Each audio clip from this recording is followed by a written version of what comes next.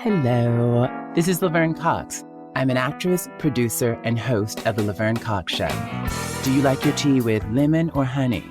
History-making Broadway performer Alex Newell. When I sing, the Holy Ghost shows up. That's my ministry, and I know that well about me. That's the tea, honey. Whoever it is, you can bet we get into it. My guest and I, we go there every single time. I can't help it. Listen to The Laverne Cox Show on the iHeartRadio app, Apple Podcast, or wherever you get your podcast. Hey, everybody. Are you ready for a brand new podcast that you had no idea existed? I'm Rory Scovel. And I'm Daniel Van Kirk, and it's the Pen Pals podcast. Maybe you've had a pen pal before. Well, you have two of them right now. You send us your letters about anything going on in your life. Got a mean grandma? Need a new haircut? Whatever it is, send it to us. And we have guests like Will Ferrell, Andy Samberg, Rose Byrne, Brett Goldstein, and Mandy Moore. Listen to the Pen Pals podcast on Will Ferrell's Big Money Players Network on the iHeartRadio app, Apple Podcasts, or wherever you get your podcasts. On the best podcast ever with Raven and Miranda, join Raven Simone and her partner Miranda Mayday as they and celebrity guests like Demi Lovato and Meghan Trainor engage in unusual conversations. Every episode will spin a wheel of random words from things like animosity to something like zodiac, and whatever it lands on, that's what we're going to talk about for around an hour. Think we can't do it? Well, then you've never heard us talk. Listen to the best podcast ever with Raven and Miranda on the iHeartRadio app, Apple Podcasts, or wherever you get your podcasts.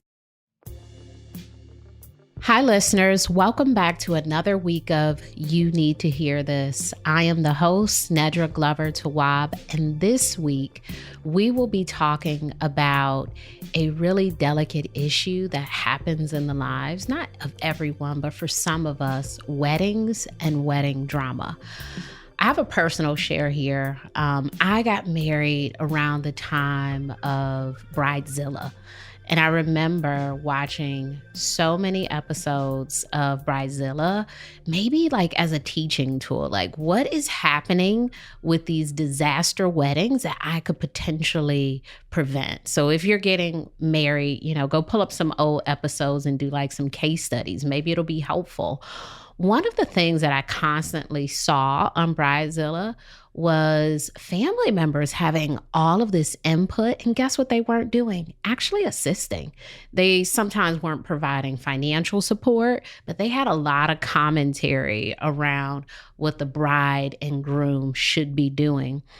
Also on that show, I saw a lot of unreasonable expectations, not just for other people, but also for ourselves. When we're planning weddings, we think, oh yeah, I don't need a coordinator. The day of, I could do this and this and this and this. And then it is a disaster of a meltdown because we're putting too much on ourselves, or we're putting too much on our bridal party, we're putting too much on our parents, all sorts of things.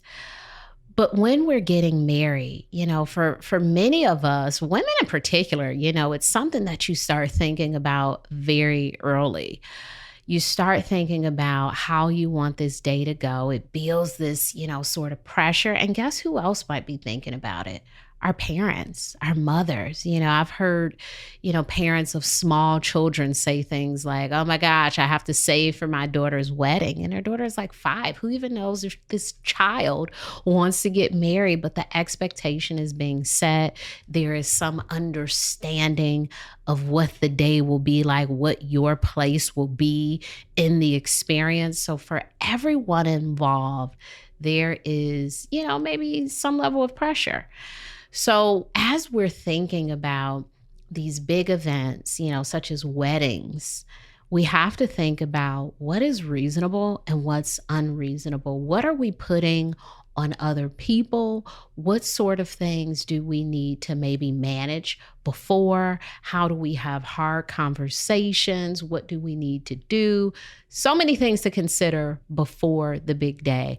I am happy to report that my wedding was drama-free. It was drama-free because as soon as something popped off, I addressed it. And it wasn't a lot of things. The only thing, that really stands out for me is I remember a family member calling me, and I pick up the phone and they're like, you don't have paper in the invitations. And I'm like, hello?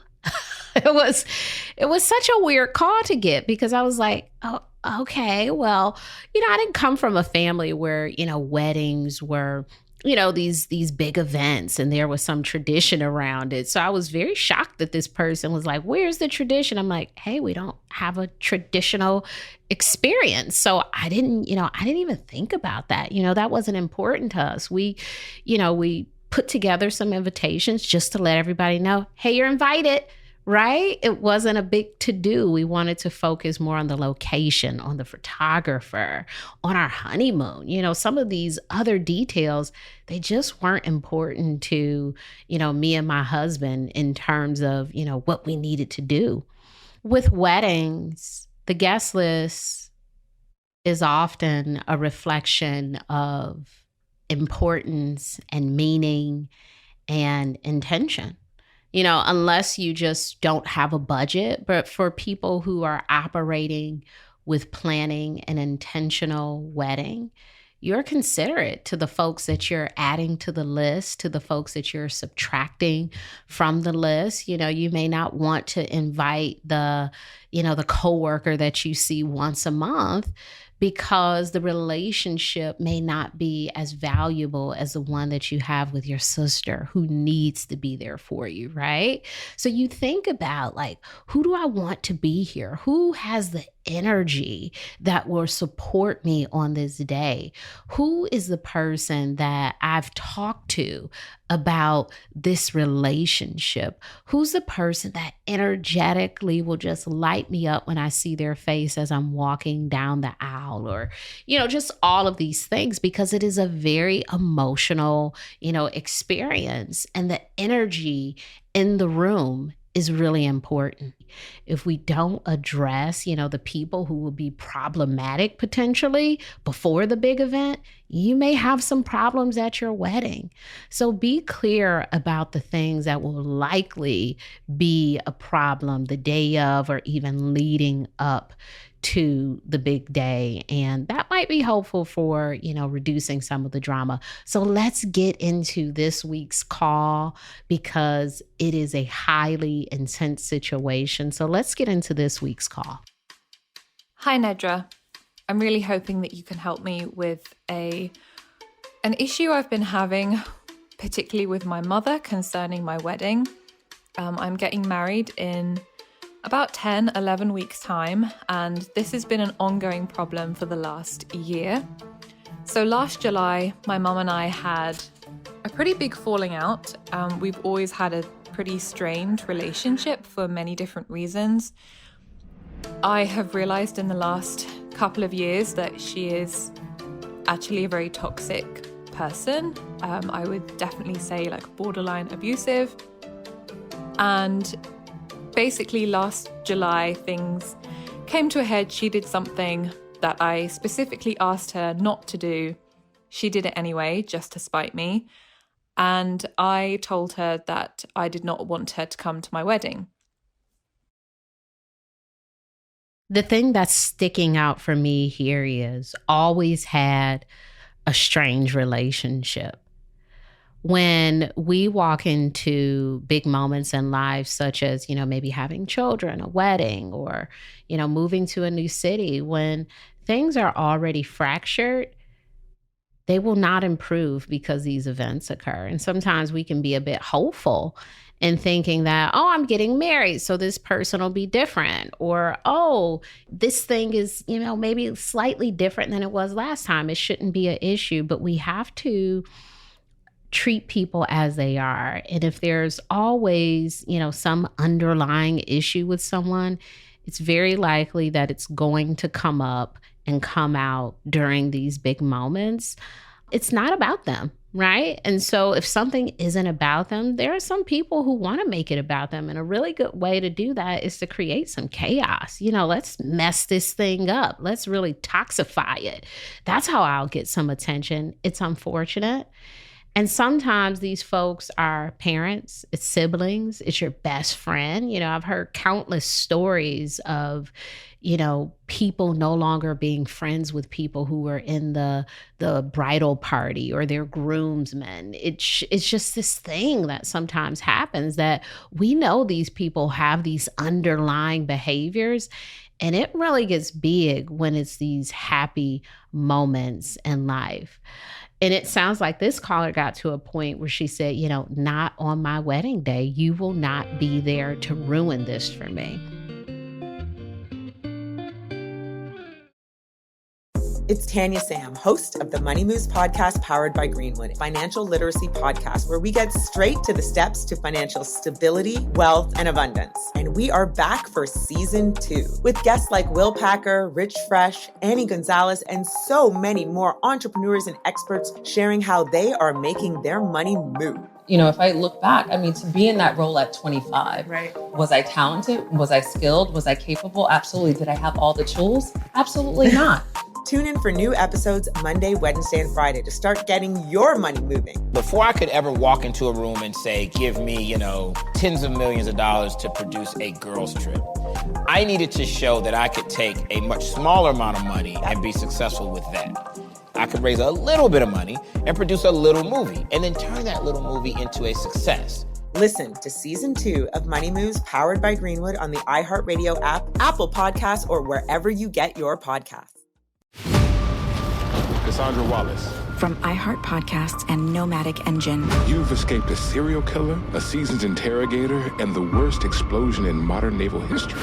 The acclaimed dramatic thriller returns. What I need to know is who you're with. Aftershock, Season 2. He's like a ghost. Some people seem to be able to cheat death. We had an agreement to keep each other's secrets. Cassie, we have to leave. This is native land. You don't have the authority. None of you are making decisions to keep the rest of us safe, which leaves me. I'm asking for your forgiveness. Aftershock, Season 2, starring Sarah Wayne Callies, David Harbour, and Jeffrey Dean Morgan. Listen to Aftershock on the iHeartRadio app, Apple Podcasts, or wherever you get your podcasts.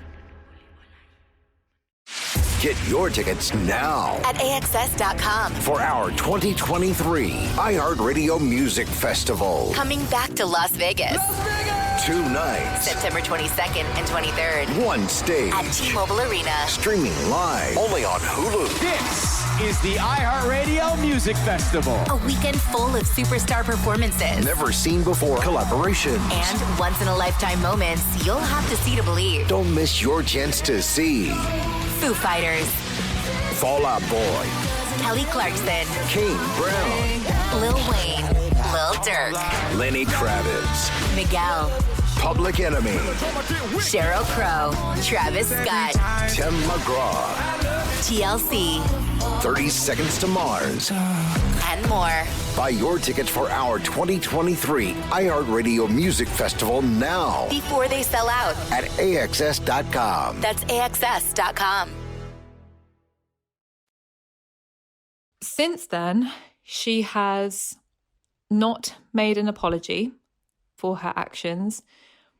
She hasn't really done anything to rectify the situation, even though I have clearly stated that she is not coming to the wedding unless she makes amends. I think that she thinks her version of making amends is to just smooth over everything, pretend everything's fine, be kind of overly nice to me and my partner. But we have not changed our minds on our stance of her not coming to the wedding, even though she has basically been insisting that she is coming. Neither of us have really known how to respond to this. She does not live near us, but we do see her a few times a year. And so every time she comes up and sees us, it's just very awkward. We don't really know what to say to her because she talks about buying an outfit, etc., etc. And it's very difficult when we're faced with her for us to just say, you're not coming and you know it. Today kind of came to a head because she was going home from her latest visit and she mentioned about the wedding, and I knew I had to say something. So I reiterated to her that she is not coming to the wedding. I said it as nicely as I could while still having a very strong boundary there. And she kind of hit the roof. Although this is a really difficult situation, I feel happy about your courage to confront a very difficult topic. It is very easy to lead people on and just let them think whatever they need to think. And it can also be very dangerous to do so, to remain silent when you know that actually you're not invited. And it sounds like you avoided saying that because you were aware of what type of response that she would have in this situation. And it came to a head, and she, got really upset, as I can imagine you thought she would. And I think it's okay for people to have whatever response they're going to have. You don't need to necessarily do anything about that. And we can't do anything about it. I think about breakups and how they're so difficult because it's rarely the case that both people mutually don't want to be together, right? It's like, oh yeah, I didn't want to be with you either. Me either. Let's go to lunch. No, it's like one person still wants to be in the relationship. That's why breakups are really difficult. And we avoid, sometimes breaking up with people or ending a friendship because we don't want the discomfort of, seeing this person sad or having them be upset at us. It's not something we can prevent for other people, but what we need to learn to deal with is not always being seen as, a good person, or not always being seen as, someone who makes the right choice according to this other person. Your mom probably believes that, hey, I've been rectifying this situation just by being nice and continuing to talk to you all. Who cares about what I did in the past? And I hear your boundary being that, I understand that and I'm still willing to have a relationship with you, but I don't want you at my wedding. So let's keep listening. She and my dad are still on good terms. They're not separated, even though they live separately. That's kind of a whole other issue. I still live with my dad. And so my mum has now said that dad has now got to sell the house and kick me out, and he now wants me out of the house next week. And all of this has kind of blown up just because of me reiterating to her that she is not coming to the wedding, which she already knew. I know that this is partly probably my fault because I have let this go on for, a year of her thinking that she is coming, even though I told her very specifically last July that she is not coming. And this is what I mean about how I've realized that her behavior, I think, is quite toxic, because I can tell her something again and again and again, and she just does not listen. She just steamrolls ahead. This is one of many, many examples that I could give you. So I now have the rest of my family saying that they are not going to come to the wedding. We were having a very small wedding anyway, only about 15 people. Without any of my family, we're looking at having under 10 probably. So it's upsetting for me and my partner, because we know that we're not going to have the day that we want to have unless, as my dad suggests, I apologize to my mum. Let's talk a bit about entitlement in families. If you read my book, Drama Free, I talk a lot about family relationships being unique in that we create a different set of rules from any other type of relationship. So even if it's, my rule to be treated well and with kindness by everyone, many of us will make exceptions if it's our mother, if it's our father, if it's our siblings, for them to do things that are continuously harmful to us. I think a person not listening even though you're being very clear with them, is their way of constantly trying to get what they want. They're trying to override what you're saying. And in this situation, even though you've said this to your mom and you've been very clear and said, hey, I don't want you there, you're not coming, she feels, a level of entitlement because she is your parent. So no matter what her behavior is, I shouldn't be excluded from this wedding. No matter what my behavior is, I should be allowed to do certain things in your life. And that's just not acceptable, right? There are some things that we may be willing to forgive, and that's different for all of us. There are other people who may say, hey, this is your mom. I would never want my mom to miss my big day. I don't care what she did. She's going to be there. But for you, it sounds like, no, I actually don't want her to be there.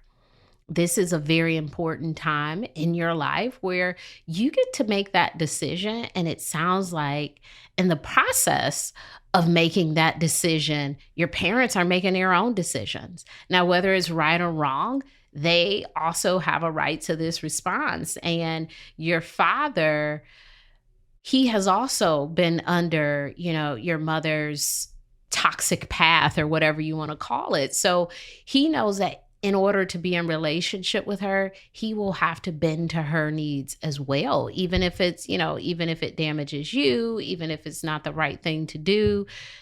Everyone has to cater to this or else this is the outcome. She'll get upset and these sort of things will happen. It is unfortunate because it makes it really hard for us to talk to people. There are some times where people will say, why didn't you tell me? Why didn't you talk to me? And the real answer is, I can't. I couldn't.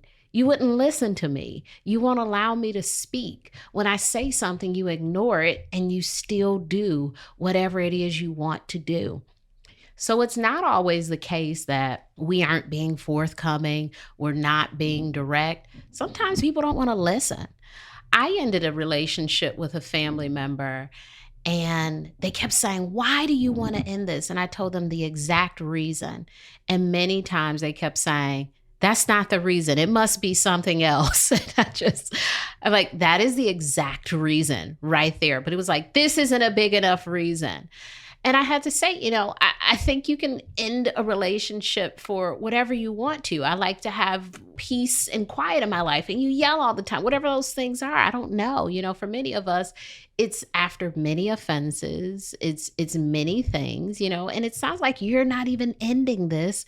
You just don't want her present at this point in your life for this really big thing. So, whether it's ending a relationship or saying, hey, I don't want you in this space, it is really difficult to say to a family member when there is some sense of entitlement, of access, no matter what. No matter what I do, I should have access. And really, I think a really wonderful thing that we should maybe start to practice in families is just treating people well. Not as if they owe us something or no matter what, they have to be there, but I will be kind to you because I love you. I will be kind to you because I want you to be in this relationship. I will be kind to you because maybe one day I want you to invite me to your wedding. So it's really important that we are pouring into the people we love in a healthy way and not just showing up as this entitled person because of the label of our relationship.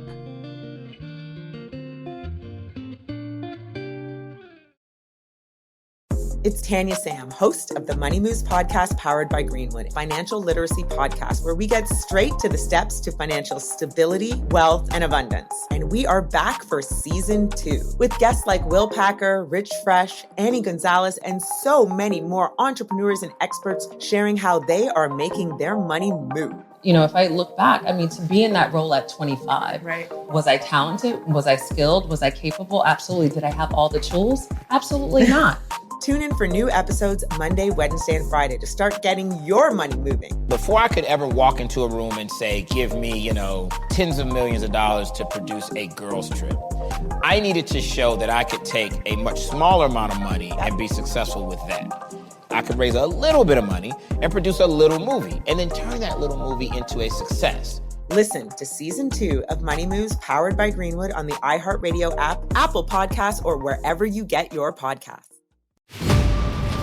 Cassandra Wallace. From iHeart Podcasts and Nomadic Engine. You've escaped a serial killer, a seasoned interrogator, and the worst explosion in modern naval history. The acclaimed dramatic thriller returns. What I need to know is who you're with. Aftershock Season 2. He's like a ghost. Some people seem to be able to cheat death. We had an agreement to keep each other's secrets. Cassie, we have to leave. This is native land. You don't have the authority. None of you are making decisions to keep the rest of us safe, which leaves me. I'm asking for your forgiveness. Aftershock Season 2. Starring Sarah Wayne Callies, David Harbour, and Jeffrey Dean Morgan. Listen to Aftershock on the iHeartRadio app, Apple Podcasts, or wherever you get your podcasts. You've thought about online education, but your money and time are valuable. Columbia Southern University ranks among the top 1% for affordability and has embraced online education for 30 years. Visit columbiasouthern.edu. According to College Scorecard's 4-year distance-only U.S. colleges, December 5th, 2022, based on rate per credit hour among Title IV accepting fully online 4-year universities. And this is really where the tricky bit comes in, because I know that I haven't done anything wrong, but the way that the rest of my family see it is that I should pander to what my mum wants and, let her come to the wedding, even though she hasn't made amends for what she did previously.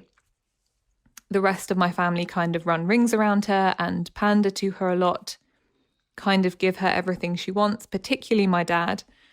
So it has been very hard for me to live with him and for her to come and stay because, their relationship is complicated, and I don't really want to go into that now. Basically, I don't know what to do. I don't want her at the wedding. I don't want to have to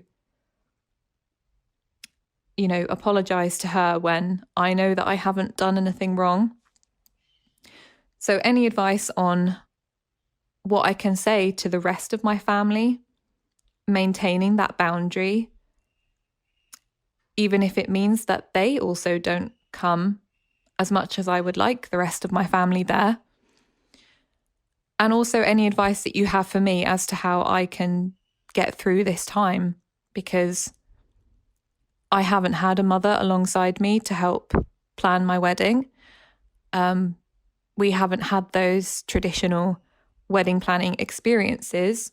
I've had to rely on my partner's mum a lot, which has been really good. She's very loving and supportive. But there has definitely been a bit of a hole, I feel. So any advice would be much appreciated as to what I can say to other people, boundary-wise, and also advice on how to care for myself, I guess, during this difficult time. This call is a wonderful example of how putting your foot down sometimes comes with a cost. It comes with not just a cost to the relationship that you're trying to troubleshoot or manage, but also those other auxiliary relationships with extended family members and, maybe siblings and the other parent, because people want things to just go away. So they will pander to other people. They will say, oh my gosh, it's not that big of a deal. If you just let her come, it'll just go away. When in actuality, there will always be situations where you're doing that, where there is no understanding of what actually occurred because you're constantly reneging on, what you said you would do in the situation, or you're constantly, pandering to this person. So you have to, sort of decide which thing is, more important. Is it the peace you might gain from not having her present on this day? Or is it, the peace you might gain from reconsidering what you want to do in this situation. I do wonder, what is the remedy for this situation? I hear you saying she hasn't tried to rectify it. What does that mean? Is it her issuing the verbal apology and saying, I apologize for, what I did with you and your fiance? Or is it a situation where she has to change something behaviorally? What does she exactly need to do? Sometimes when we are expecting an apology from someone, they may have no idea what they're apologizing for. Like if you do terrible things or just, maybe mediocre things to people, you may not even know what somebody saw as an issue because you're routinely doing these things to so many people who aren't saying anything. I remember when I first moved to Charlotte, I invited some of my younger cousins down. And when we were getting out of the car to go to the park, they threw some trash on the ground. Now, I'm from Detroit, and, Detroit has litter on the streets. It's very common for people to just, throw things on the ground, that sort of thing. But in Charlotte, it's a little more clean. And so I was like, oh my gosh, you have to pick that up. But in their environment, that's a normal thing. They didn't even know that was a problem. And so I had to say hey, look outside, there's no trash or anything like that. So, they got it. And even when I was in Detroit, I'm like, I don't want to contribute to the trash. So, sometimes people are unaware of what they're doing and if it's problematic, particularly when everyone else is doing it, or if no one is intervening and saying, hey, this isn't okay. So your mom may be confused. And so if you want her to apologize for something, be very clear about what that thing is. It's not that you have to help her understand how she harmed you and, all of that stuff, but just be clear. Hey, Mom, when you came over and we were having dinner, you said this, and this is the thing that bothers me. Because if not, she's like, I don't even know what I'm apologizing for. Now, let's say you're very clear and she still doesn't want to apologize.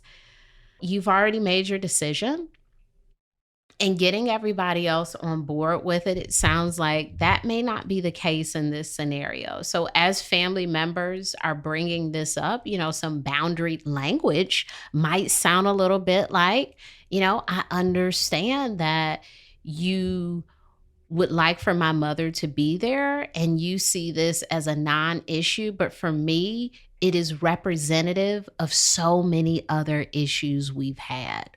Or you can say, it's my mom and I's relationship, and we have, some things from the past that we're still working through, and your relationship with her is very different. Please don't talk to me about my relationship with her. There are many ways to rephrase that. In my book, Drama Free, I have some list of what to say to family members who are trying to get involved. But also, I think you have to use your own words. What do you feel comfortable saying? Some of us, we may feel comfortable saying to someone hey, stay out my business, right? And then there are others where our sentences are, much longer. It's Aunt so-and-so, I get that you really want to be helpful, but it's actually hurting me to hear you side with her in a situation where I feel wrong. Can you please stay out of it? So figure out the best way for you to sort of phrase it and just repeat those phrases to different family members. Repeat it until they start to get it. Their relationship with your mom is very different.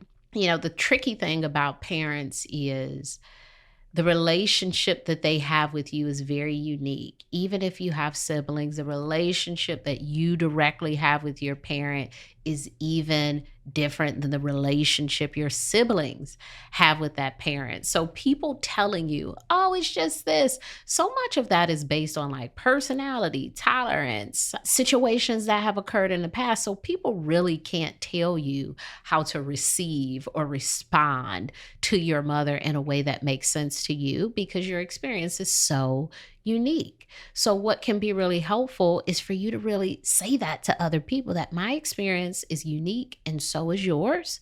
And in my experience, this is what I need to do.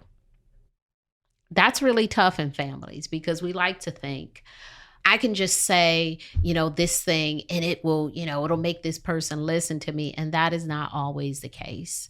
My cousin's mother is not my mother. It's my cousin. So guess what? Or my aunt, right? So I can't say like, your mom. It's like I'm viewing it from a completely different perspective. I've not lived with this person daily. And even if I have, our temperament is different. Our personality is different.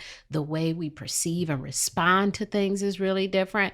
So I don't know the remedy for you. I don't know how things impact you. And once we acknowledge that, we can be more gentle with people as they're going through things with their family members. It's so different than what we might experience with the person. And we also cannot deny a person's reality because it's not our own. One thing that I think is going to be really helpful for you in this situation is for you to learn to mother yourself. I hear that your mother has not stood side by side with you through this process, maybe with, picking out different things for the wedding or even talking about marriage. It sounds like your parents have a very complicated marriage themselves. So I'm not sure if your mother would even say anything that could be super helpful. So how do you mother yourself through this? What do you need? What sort of support can you gather? It sounds like your mother-in-law is a part of that mothering process. Are there some friends? Are there some, relatives that could be of service? But you will have to figure out how to, I don't want to say feel the void, because there is no void that you can feel with another person when there is something absent with your mother. But how do you start to accept that love from other places? How do you start to create that love for yourself? How do you be present in your moments with yourself? I certainly think that the situation with your mother distracts you from, being present with yourself. If you're always having to have this level of emotional energy available to deal with, what sounds like a difficult person, it can really take away from you mothering yourself and giving yourself what you need, because you're giving so much energy to this person who's pulling. It will be helpful for you to, maybe grab a notebook, a journal, your notes app or something, and start to process what this relationship means to you. Nobody has to look at it, right, as if no one will ever see it. But you have to process, what does this mothering look like for you? How do you mother yourself? How do you start to nurture your needs? How do you take care of yourself? I'll tell you one big way you're taking care of yourself. And it sounds like not inviting your mother to this wedding is a huge way that you're taking care of yourself on your wedding day.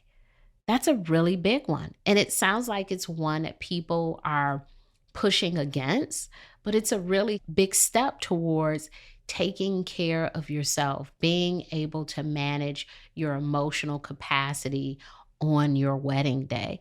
No one else has to agree with that. You just need to believe it.